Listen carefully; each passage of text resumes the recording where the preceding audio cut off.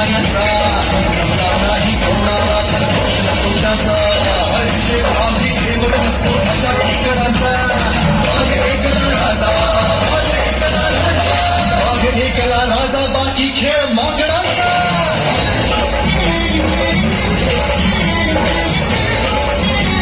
आम्ही होणार कधी संघटना सात गोत्र अंधर्व आमचा शिवसेना शिवसेना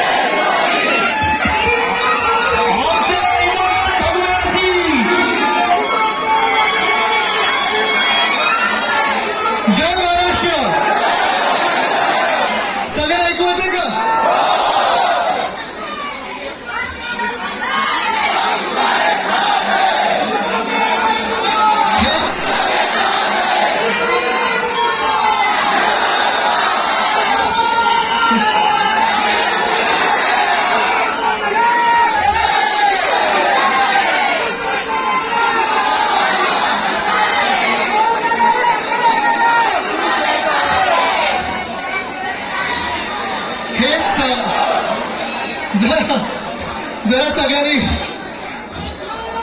बस बस बस सगळ्यांनी जरा शांत राहा, सगळ्यांनी शांत राहा. बस बस बस बस बस सगळ्यांनी जरा शांत राहा. हा उत्साह थोडा आत्ता आवरणं गरजेचं आहे, कारण जरा जरा जरा जरा तर शांत राहा, जरा शांत राहा. थोडं सगळ्यांनी आपले फोन खालती करा, सगळ्यांनी फोन खालती करा, म्हणजे मला चेहरे दिसतील. हल्ली तर फोनवर फेसबुक दिसतं, सगळ्यांचे फेस दिसू दे जरा. तो उत्साह आहे, हे सगळं प्रेम जे आहे, तुमचे आशीर्वाद आहेत, हेच प्रेम घ्यायला, हेच आशीर्वाद घ्यायला मी आज आपल्याकडे आलेलो आहे. गेले 1.5-2 महिने मी बघत आहे, साधारणपणे कदाचित उद्या बरोबर 1 महिना होईल. 20 जूनला जी गद्दारी सुरू झाली त्याला उद्या 1 महिना होणार. आमदार फोडण्याचा प्रयत्न होत आहे, खासदार फोडण्याचा प्रयत्न होत आहे. दुःख कुठेही मला वाटत नाही, राग नक्की येतो की ही जी गद्दारी झालेली आहे. जरा फोन खालती आणि बाकीच्यांनी शांत राहा, आवाज येतोय माझा सगळीकडे. ही जी गद्दारी झालेली आहे ती नुसतं उद्धव साहेबांसोबत नाही, नुसतं माझ्यासोबत नाही, नुसतं शिवसेनेसोबत नाही, तर महाराष्ट्राच्या सोबत गद्दारी झालेली. जरा आपण सकाळचे पेपर बघितले, बातम्या बघितल्या, तर बातम्या काय आहेत? एका बाजूला हे जे काही राजकीय नाट्य चालू आहे, सर्कस जी सुरू आहे की आज मी हा बनलो, आज मी तो बनलो, आज मी असं झालं, आज मी तसं झालं, तुला हे नेमलं, तुला ते नेमलं, हे सगळं नाट्य सुरू आहे. पण दुसऱ्या बाजूला जर आपण बघाल तर अनेक ठिकाणी महाराष्ट्रात अतिवृष्टी झालेली आहे. काल परवाकडे एक एसटी कोसळली होती, कुठे कुठे पूर आलेला आहे. रामटेक वगैरे जिथे मी मागच्या महिन्यात जाऊन आलो, जिथे ऍशपॉन्ड निर्माण झालेले आहेत, ते सगळं लोकांच्या घरी चाललेलं आहे. पण हे सगळं होत असताना देखील महाराष्ट्र जर बघितला, महाराष्ट्राचे आजचे जे तात्पुरतं राज्यकर्ते आहेत, तात्पुरतं मी यासाठी म्हणतोय कारण हे नाट्य खाली पडणार आणि ते पाडणार म्हणजे आपण पाडणारच.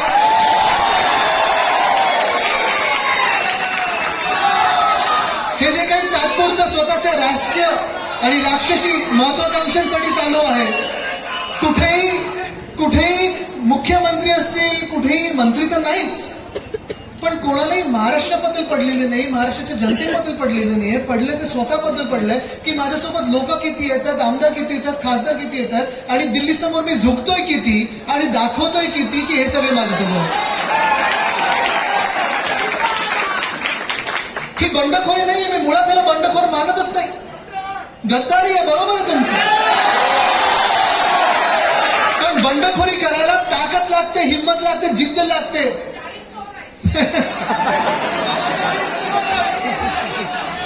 आता हे तुम्हाला सर्वांना माहिती आहे, मला वाटतं अखंड महाराष्ट्राला माहिती आहे की जे काही झालं ते चुकीचं झालं. पण ही जी गद्दारी झालेली आहे, बंडखोरी, जसं मी सांगितलं, जर खरोखर बंडखोर असते तर हे महाराष्ट्रात राहून यांनी बंडखोरी केली असती. जर मनात ह्याच्या चांगलं असतं, महाराष्ट्राबद्दल चांगलं असतं, शिवसेनेबद्दल चांगलं असतं, भलं असतं, तर हे महाराष्ट्रातून पळून गेले नसते. पळाले कुठे? सुरतेला पळाले, तिथून गुवाहाटी, तिथून. म्हणजे तुम्ही विचार करा, आता पण ज्या कुर्ल्यातून मी इथे आलो, मला आठवतं 1-1.5 आठवड्यापूर्वी कुर्ल्यात एक इमारत पडली होती आणि त्यावेळी आपलं सरकार होतं, त्यावेळी देखील मी मंत्री होतो, पालकमंत्री होतो. आणि रात्री 2 वाजता जेव्हा मला बातमीची घटना जी घडली त्याची बातमी आली, रात्री 2 वाजता मी, हे सगळं नाट्य सुरू असताना, दिवस रात्र आपल्याला माहिती आहे सगळं जो काही एक ताण तणाव असतो तो असतोच आपल्याला, की आपले किती कोण फुटून येत आहेत, काय चाललंय, आरोप प्रत्यारोप सुरू आहेत. तरी देखील 2 वाजता मी तिथे हजर होतो. तिकडचे जे स्थानिक आमदार होते आपले, मला लाज वाटते ही गोष्ट सांगायला, कारण त्यांना एकाकडे आपण शिवसैनिक समजत होतो, ते गुवाहाटीत होते, मजा मारत होते. आणि नंतर जर तुम्ही बघितलं असेल, काही कोण टेबलवर नाचत होतं, कसे इशारे करून नाचत होतं. आजकडे काही लोकांचे व्हिडिओ अनेक सगळीकडे फिरत आहेत. ह्या लोकांना आपण राज्यकर्ते मानणार आहात का, हा मला तुम्हाला प्रश्न विचारायचा. कारण हे काय जे घडलेलं आहे, गेले 1-1.5 वर्ष आम्ही ऐकत होतो, कुरबुर ऐकत होतो. 20 मेला देखील यांना बोलून विचारलेलं, तुम्हाला मुख्यमंत्री व्हायचंय का? पण आज जेव्हा मी 3 तारखेला असेल 4 तारखेला असेल हे सगळे माझ्या बाजूला 2 जे शूरवीर शिवसेनेचे आमदार आहेत सोबत आम्ही बसलेलो.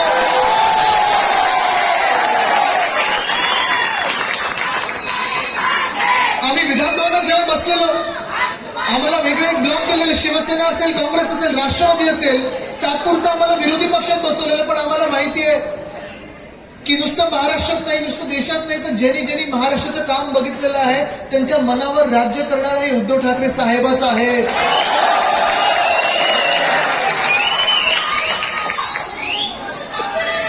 पण आम्हाला जेव्हा तिथे बसवलं गेलं विधानभवनात तेव्हा मी बघत होतो जे समोर बसलेले जे राज्यकर्ते म्हणून बसलेले आपल्यातून गद्दार जे गेले ते बघत होतो.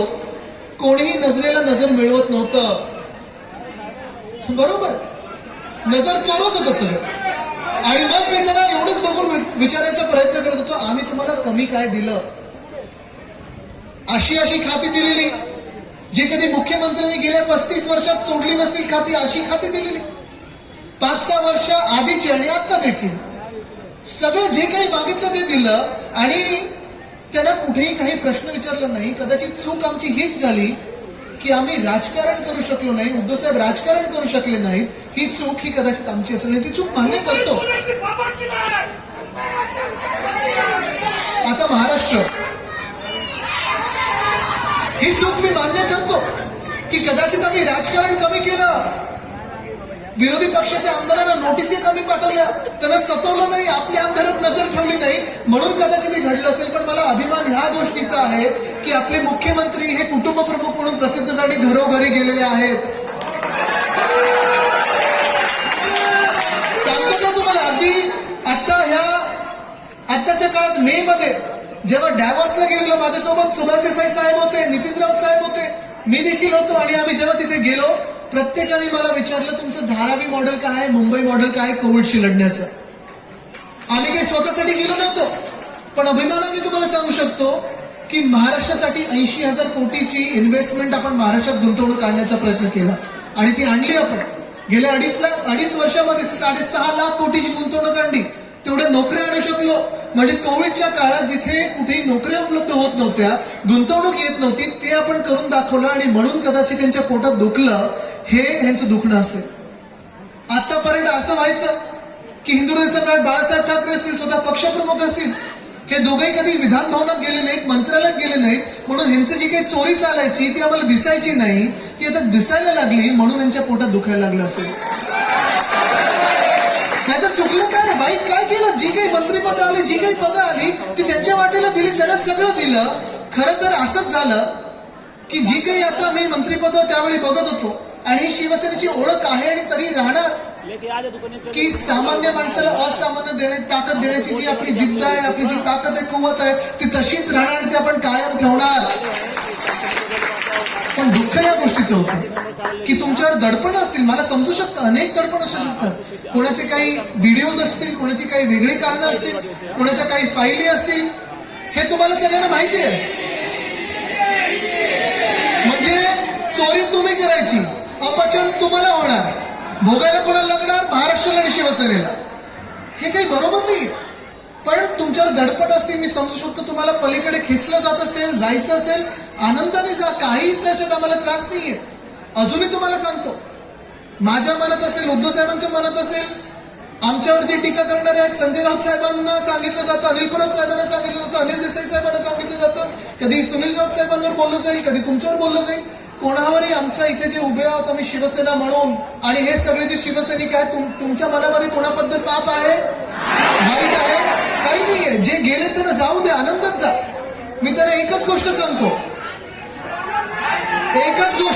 मी ज्यांना परत यायचंय त्यांच्यासाठी दरवाजे खुलेत. कारण मला माहिती काही लोकांना पळवून नेले पण जे पळून गेलेले आहेत जे युद्धभूमी सोडून पळून गेले तर एकच सांगतो थोडी जरी लाज उरली असेल हिंमत उरली असेल आमदारकीचा राजीनामा द्या निवडणुकीला सामोरी या. जे काही जनता ठरवेल ते आम्हाला मान्य असेल बरोबर ना. तयार ह्याला बोलतात हिंमत ह्याला बोलतात बंड. जर बंड करायचं असता तर राजीनामा देऊन समोर आले असते. आज पण काहीतरी 12-14 खासदार पळून गेलेले आहेत ना 12. पण तरी देखील तुम्हाला सांगतो या 12च्या 12 राजीनामे आज दिले, उद्या यांना पाडण्याची तयारी आपण सुरू केलेली आहे. जनता आपल्या सोबत आहे, जनता आपल्या सोबत आहे, जनतेचं प्रेम आपल्या सोबत आहे. अजूनही देखील मी कुठेही जातो, माझी गाडीची काच खालतीच असते आणि लोक येऊन मला समोरून सांगतात की साहेब आम्ही तुमच्या सोबत आहोत. आणि प्रत्येक लोक म्हणजे कुठे याच्यात भाषेचा, धर्माचा, जातीचा कुठेही वादविवाद न करता सगळ्यांनी सांगतात की उद्धव ठाकरेंसारखा मुख्यमंत्री जो होता तो महाराष्ट्रासाठी चांगला होता आणि म्हणून आम्ही तुमच्या सोबत आहोत. या मुंबईत देखील दुःख मला ह्याच गोष्टीचं होतं की मुंबईचा विकास जो आपण करत होतो, मुंबईला पुढे नेण्याचा प्रयत्न जो करत होतो, आज प्रत्येक नगरसेवक आज जरी माझी झाले असतील, पुन्हा एकदा जेव्हा नगरसेवक होतील आणि आता पण तुम्ही त्यांना विचारा की कधीही आधी असं मुंबईवर प्रेम दाखवणारं सरकार होतं का? मुंबईत साधारणपणे 16 यंत्रणा आहेत. महापालिका आहे, MMRD आहे, MSRDC आहे, PWD आहे, म्हाडा आहे. किती अनेक ह्या सगळ्या संघटना एजन्सीजना सोबत घेऊन आम्ही प्रत्येक बुधवारी बसायचो आणि प्रत्येक नगरसेवक असेल, आमदार असेल, फंड तर कमी पडू दिलाच नाही, पण ज्या ज्या अडचणी असतील, NOC असतील, अगदी पोलीस हाऊसिंग पासून कुठच्या आपल्या सर्व्हिस क्वार्टर पर्यंत असेल, रस्त्यापासून फुटपाथ पर्यंत असेल, मैदानांपासून हायराईज इमारतींपर्यंत असेल, कुठचाही एक सुद्धा आम्ही विषय प्रलंबित ठेवला नाही. प्रत्येक मुंबईकरचा आवाज ऐकत राहिलो आणि तसं आम्ही मुंबईचा पालकमंत्री ह्या नात्याने सांगतो की कुठेही एक प्रश्न सोडवला नाही असं गोष्ट नाही. ठीक आहे, जसं मी सांगितलं तुम्हाला काही दडपणं असतील, पण जे चांगलं चाललेलं त्याला नजर लावून तुम्ही गेलात. आत्ता जे काही बोलायला लागलेत काल परवाकडे आजकडे, काही कारण म्हणजे कोण सांगतं वॉर्ड ऑफिसर सत्वायचं. तुम्ही आधी स्टँडिंग कमिटी मिळवताय, आमदार झाला, खासदार झाला, तुम्हाला वॉर्ड ऑफिसरचं सत्वायला लागला तर काय तुमची शिवसैनिक म्हणून ओळख? आमदारकी तुम्हाला कधी कळलीच नाही, खासदारकी तुम्हाला कळलीच नाही. मग नाही माझं असं झालं, माझं तसं झालं. ठीक आहे ना, पण हे सगळं होत असताना राजकारणात वरती खाली सुरू होतं. सगळंच करायची नसते, हे कधी कळलंच नाही, हे गद्दार बनून गेले.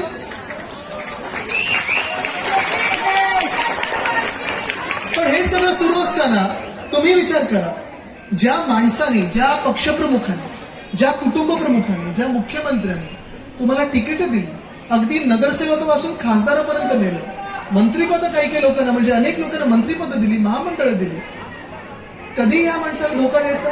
एक तर अशा माणसाला धोका देणं हेच पटवलं नाही. मला माझ्या आजोबांनी एक सांगितलं, जे त्यांना त्यांच्या वडिलांनी सांगितलं, जे माझ्या वडिलांपर्यंत आलं आणि मला पण सांगितलं की पैसा येतो जातो, सत्ता येते जाते, पुन्हा येते, पण नाव गेलं तर ते परत कधी येत नाही. ते नाव जपायला मला नाही शिकवलं.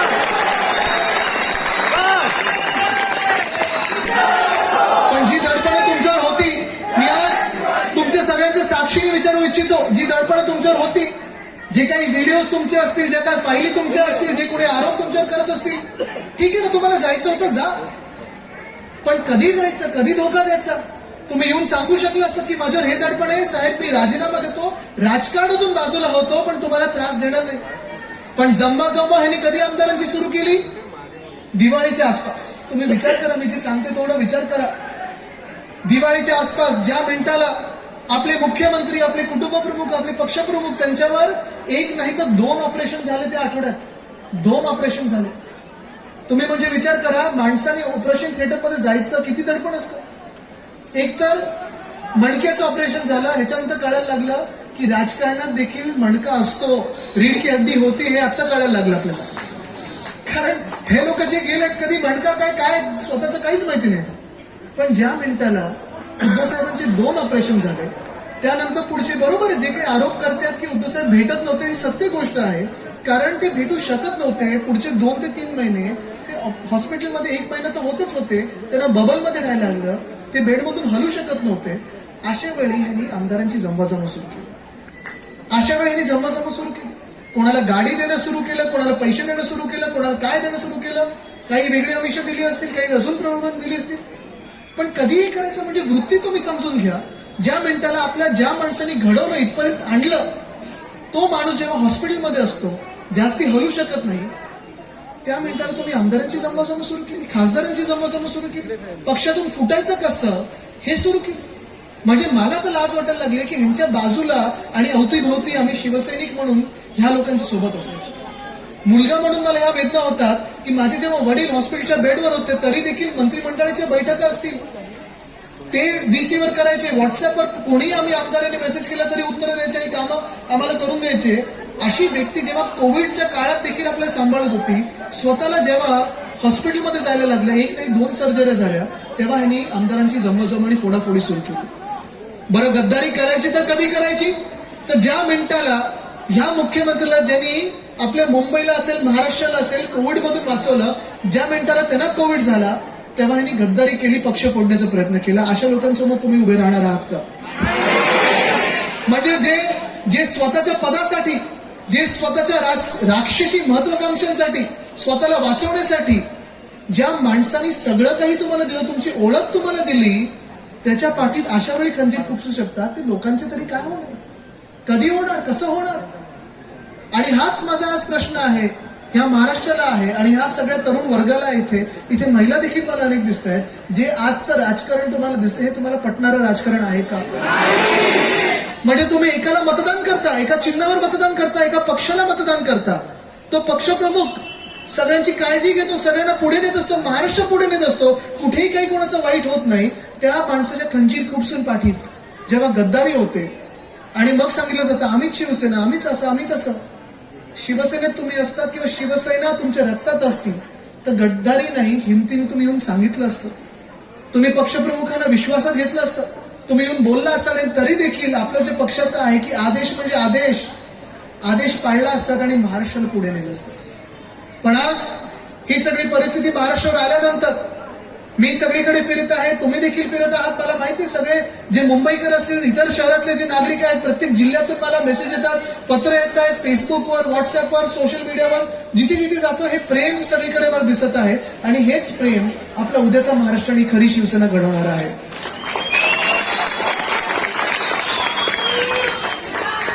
आज मी बघत आहे सगळीकडे, जे मी आधीपासून ऐकत आलेलो आहे, मी जेव्हा राजकारणात येण्याचं ठरवलं तेव्हा मला सतत सांगितलं गेलं की आदित्य, राजकारणात चांगल्या लोकांना स्थान नसतं. आणि हे जे काही नाट्य आपल्या समोर घडलेलं आहे, जी काही गद्दारी घडलेली आहे, ती एवढंच सिद्ध करायला आलेली आहे की राजकारणात चांगल्या लोकांना स्थान नसतं. पण हे आपण सिद्ध करू द्यायचं नाही, त्यांच्यावर जिंकायचं, मात करून जिंकायचं, पण जिंकायचं आहेच. कारण हा महाराष्ट्र आहे, महाराष्ट्र कधी वाकणार नाही, कधी झुकणार नाही आणि देशाला नाही तर जगाला दाखवणार आहे की राजकारणात चांगल्या लोकांना स्थान असतं. उद्धव साहेब चांगला माणूस म्हणून कधी त्याच्या पाठीत खंजीर खुपसला जातो, कधी आरोप प्रत्यारोप होतात, कारण इतर काही बोलण्यासारखंच नाही, भ्रष्टाचार बोलण्यासारखं नाही, इतर लफड्यांबद्दल बोलण्यासारखं नाही, काहीच नाही. चांगल्या माणसाला खाली पाडायचं कसं? तर स्वतःचं जे काय आहे ते झाकायचं, गद्दारी करायची आणि दुसरीकडे जाऊन जी स्क्रिप्ट हातात येते, जे बाजून सांगितलं जातं तेवढंच बोलत राहायचं. पण आज तुम्ही मला सांगा, तुम्ही सांगणार की नाही की चांगल्या लोकांना स्थान आहे या राजकारणात? तुम्ही सत्यासोबत उभे राहणार की नाही?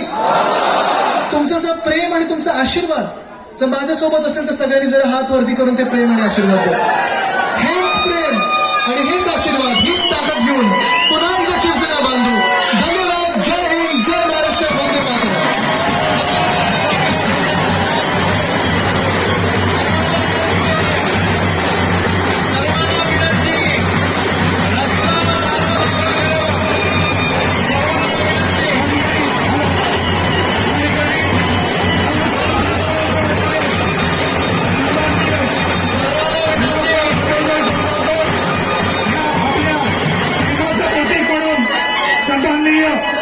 आदित्य ठाकरे साहेब यांना शाल पुष्पगुच्छ आणि विठ्ठल रुक्मिणीची मूर्ती देऊन त्यांचा सत्कार करायचा आहे, त्याचा त्यांनी स्वीकार करायचा आहे. साहेब, ज्या वेळेला पुन्हा एकदा आम्ही उद्धव साहेबांना मुख्यमंत्री बनवू त्यावेळेला असाच सत्कार या भांडुपमध्ये पुन्हा होईल याची शासनाची आम्ही सर्वांना आपल्याला हात उंचावून देतोय.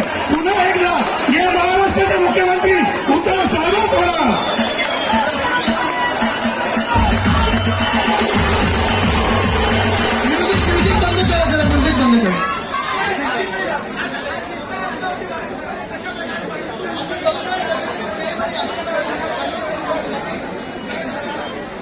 आएगा. हेलो हेलो, ये माइक गिर.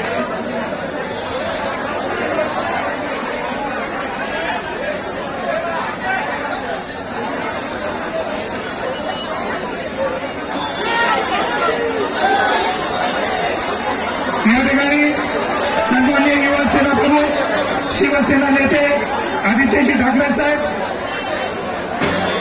सर्वांना विनंती आहे. रस्ता उघड करा.